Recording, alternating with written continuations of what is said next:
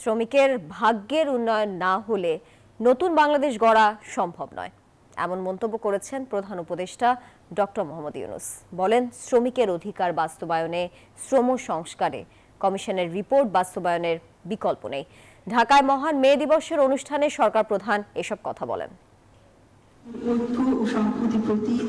শ্রমিকের অধিকার আদায়ের ঐতিহাসিক আর তাৎপর্যময় বার্তা নিয়ে বিশ্বজুড়ে উদযাপিত হচ্ছে মহান মে দিবস। আর বাংলাদেশে এবছর দিবসটি এসেছে ভিন্ন আবহ নিয়ে।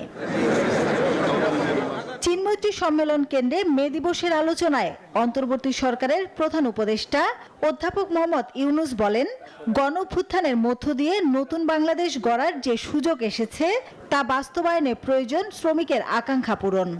নতুন বাংলাদেশ হবে না যদি শ্রমিকদের অবস্থা পুরনো বাংলাদেশের মধ্যে থেকে যায়। কাজেই আমাদের সবার দায়িত্ব, যারা এই নতুন বাংলাদেশে বিশ্বাস করে, এই নতুন বাংলাদেশ গড়ার জন্য প্রাণ দিয়েছে। বান্ডেল থাকলে প্রতি সেনমানিতে টাকা বাঁচবে। বিকাশ সেনমানি বান্ডেল কিনে জিতুন প্রতি লেনদেনে। যারা নতুন বাংলাদেশ গড়ার জন্য আহত হয়ে জীবনের সংগ্রামে রত আছে। প্রধান উপদেষ্টা বলেন, শ্রমিক অধিকার বাস্তবায়নের উদ্যোগ নিয়েছে সরকার, যা বাস্তবায়ন হলে নতুন বাংলাদেশের ভিত্তি রচনা হবে। এই প্রতিশ্রুতি নিয়ে সরকার যাত্রা শুরু করেছে,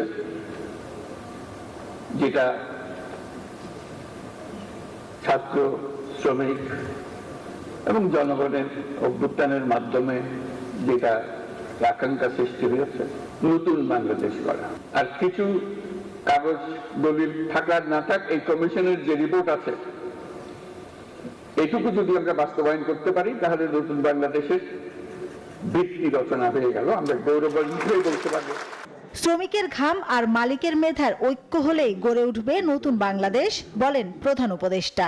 এই জন্য শ্রমিক সংগঠন, ব্যবসায়ী, বিনিয়োগকারী, সুশীল সমাজ, গণমাধ্যম। মাসুদা লাবনী, নিউজ 24, ঢাকা।